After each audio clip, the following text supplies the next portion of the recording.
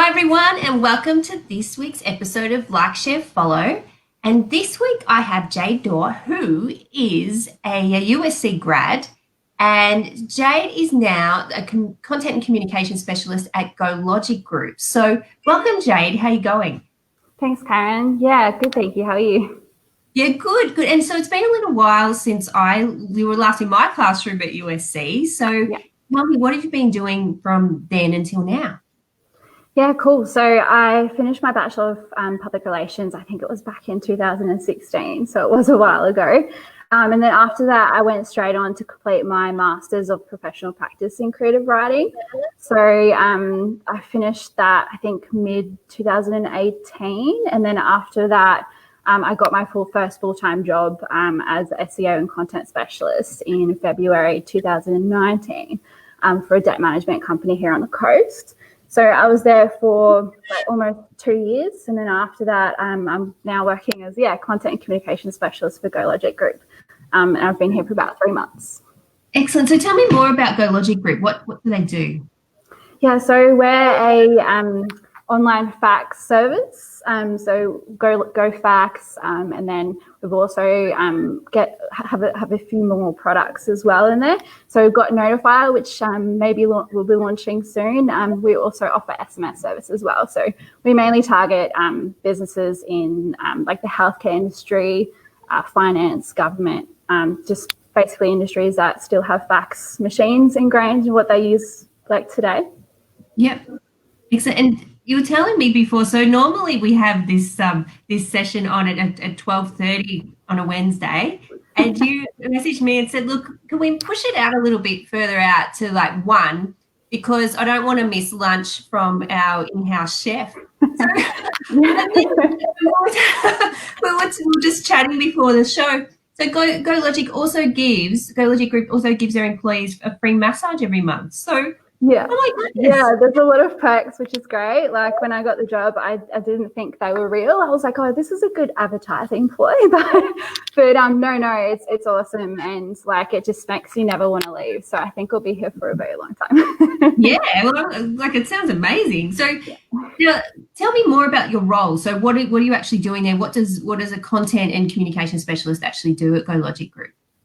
Yeah, so what I do is I just write all of the content. So from website content, emails, social media content for Facebook and LinkedIn posts, basically, everything like brochures, white papers, all of that. I just write everything. Yeah. So, and then my job is to also do the social media posts, write the blogs, post the blogs, and do like, a calendar around that based on, our product launches and all of that for like public relations as well, around like media releases and all that around our product launches.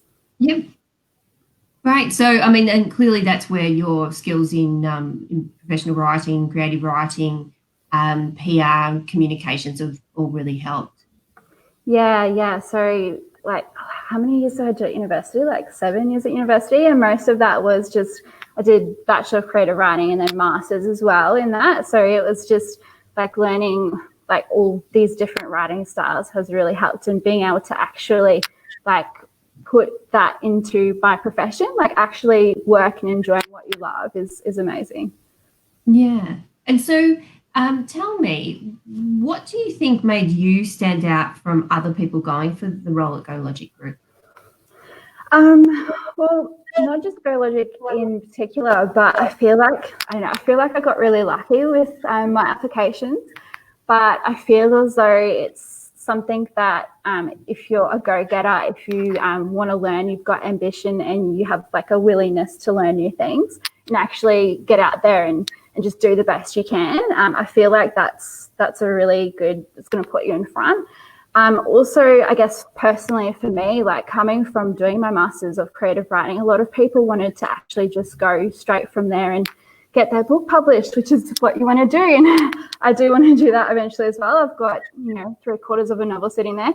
But again, just being able to take that like university, being able to take that and put that into your profession. I think if you're say you enjoy social media or you enjoy design, like you enjoy writing, if you enjoy that and then you can put that in your profession, I feel like you've got an advantage already.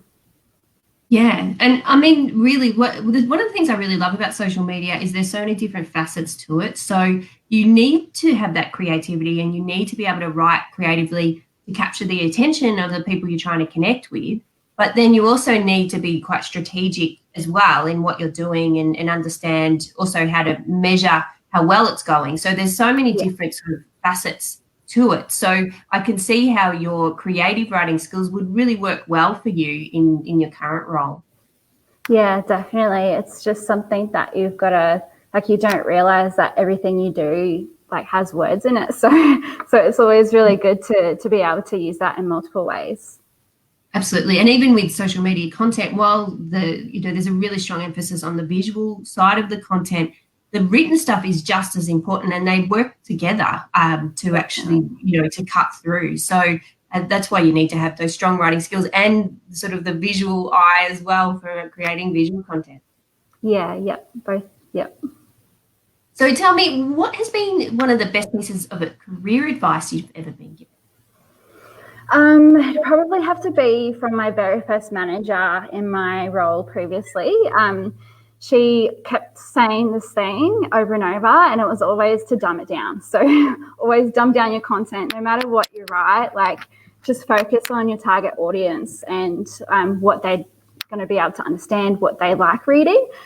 So I guess best practices around that is basically like, make sure you do your buyer personas and you sit down and you make time for that, and you actually nut out sort of, who is your target audience so that you can actually write for them. So I always have dumb it down in my mind. So yeah.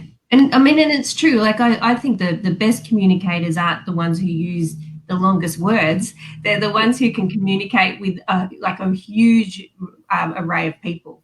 So whatever. Yeah, well, it was really difficult for me coming from like a professional background. Like, I had so much experience writing essays and writing reports that, like, I think I was just in that zone to always write, technical language at the time, and getting that advice to just dumb it down. It actually, like, it was quite difficult for me. But after you like learn it and you do it all the time and you practice, like, it comes naturally. Yeah.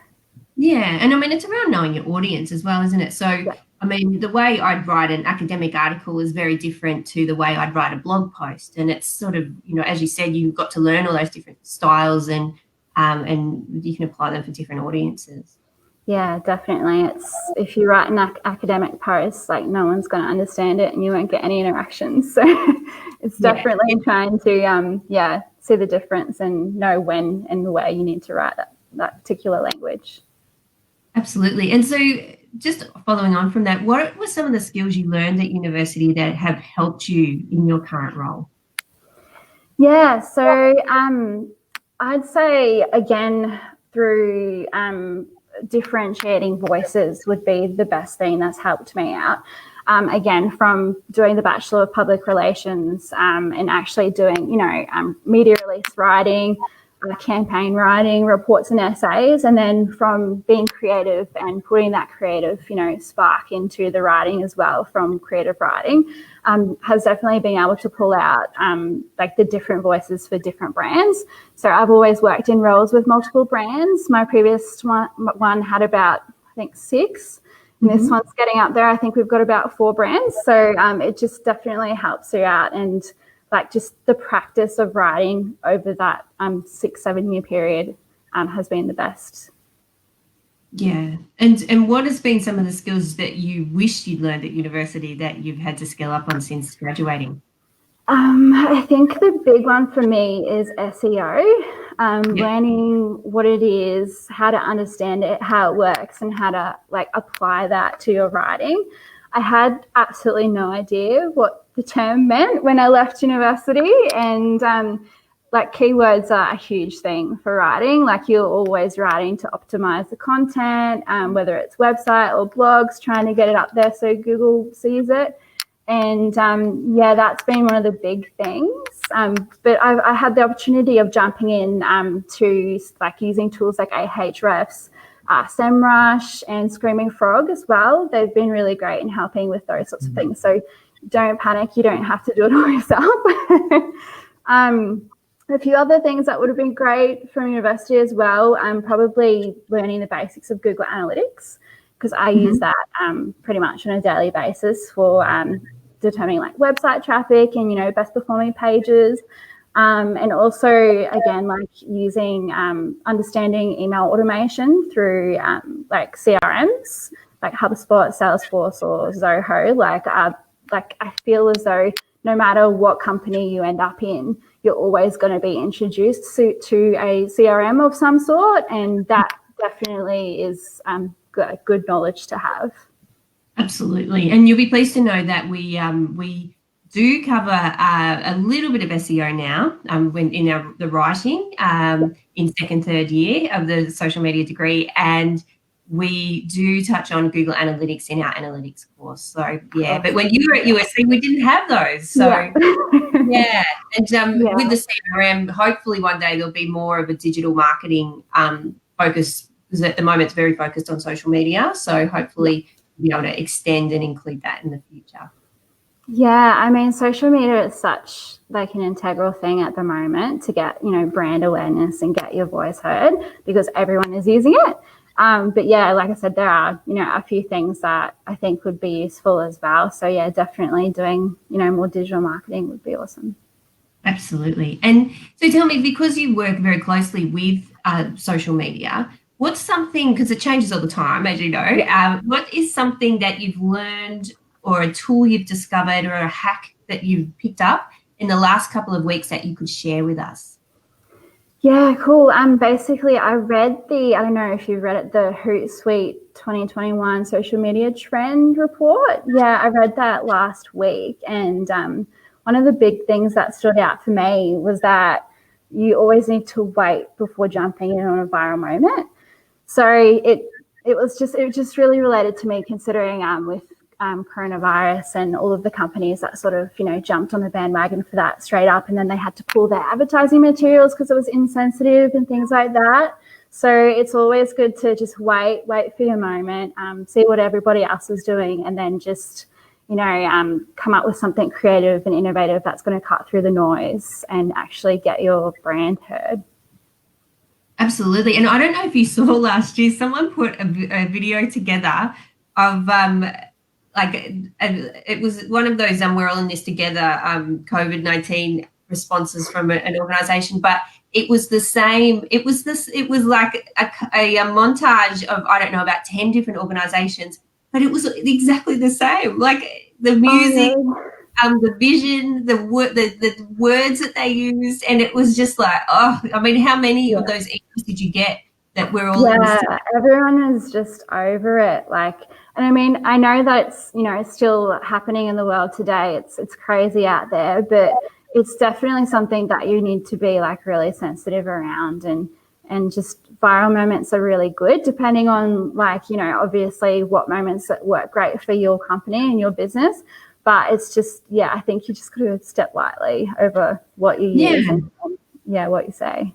And be relevant and sincere. I forgot, it showed me how many email lists I was on that I'd forgotten all about. Because I didn't even know people, and then all of a sudden they're emailing me, and it's like, oh wow. So so I think that's fantastic advice. And so do you also have any advice for emerging social media professionals, or any professionals, like current students, people just trying to enter the field, whether they're working in marketing or social media? Yeah, I think the best advice I can give you there is to always stay up to date with marketing and social media trends. I always set my Google alerts up just with keywords that relate to what your target audience or your industry. And then I go through them on a daily basis just to see what's useful. And then I also find huge value in attending any marketing events. I think my lights just went off. So marketing conferences that allow you to connect and network with other marketing professionals, allowing you to just, get out there and experience what everyone else is experiencing. And if you can't attend actual events because of COVID, which is generally the case lately, be sure to join like as many LinkedIn sort of groups as you can that relate to like your field of study. So whether it's digital marketing, social media, or content writing, like everyone goes on there and shares their own thoughts and ideas, which is great. Yeah. And do you have any recommendations in terms of particular groups or events that you could recommend to emerging professionals? Yeah, so I attended the Digital Marketers Down Under conference on the Gold Coast back in 2019, and they held it online last year, which I didn't get to go to, but it was incredible. So many people there, they were from all around the world as well. So it wasn't just Australia, it was a lot of digital marketing professionals that had experience with like large companies, and they were there and they just shared all of their like, you know, everything that they did. You know, there was LinkedIn courses, there was just everything, and it was amazing just to hear and be able to take that on and then take that back to my role and be like, all right, so this is what I'm going to apply, this is what I'm going to implement from that. So definitely Digital Marketers Down Under is a good one. Yeah. Like. And so now the most important question of all is who do you like, share and follow? Yeah, so I would say I like all the posts from HubSpot, Digital Marketer, like Salesforce, any of those sorts of posts that actually provide really good tips and tricks on, about marketing. And I feel like I can put like into practice in my own work. Share would be, I don't actually share a lot of posts. On Facebook, I just share memes because it's fun and uplifts everyone's mood, which is great.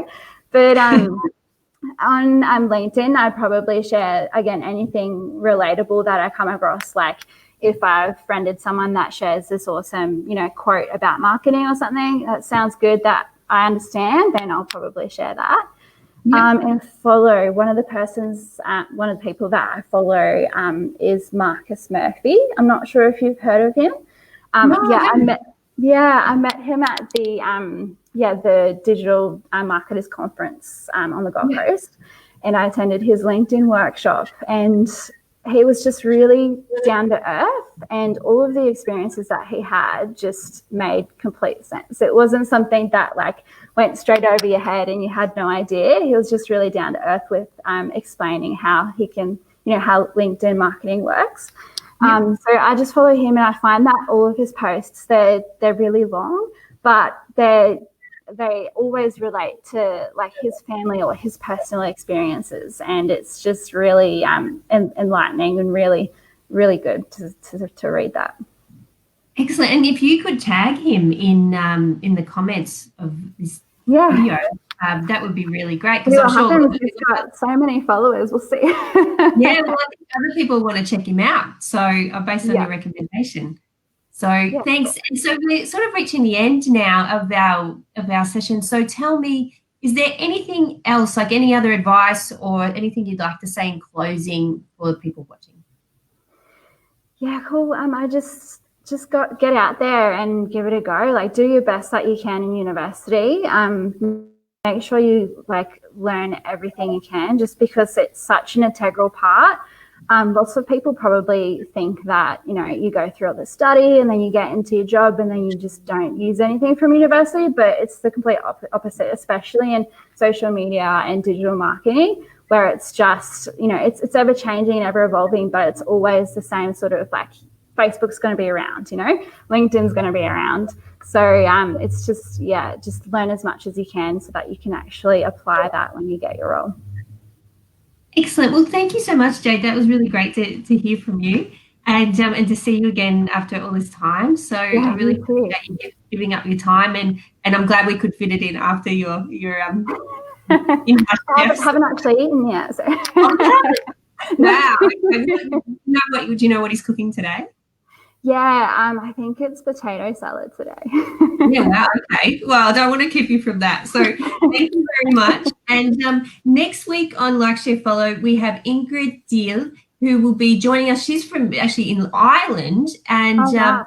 and so the time will be a little bit different next week. And Ingrid is now an account executive with Microsoft. So yeah, so we'll tune in for that. I think it'll be an evening like share follow, so it will be early morning for her. So that's great. So thank you so much, Jade, and I'll see you next week, everyone. Awesome. Thanks, Karen. Bye. Thanks.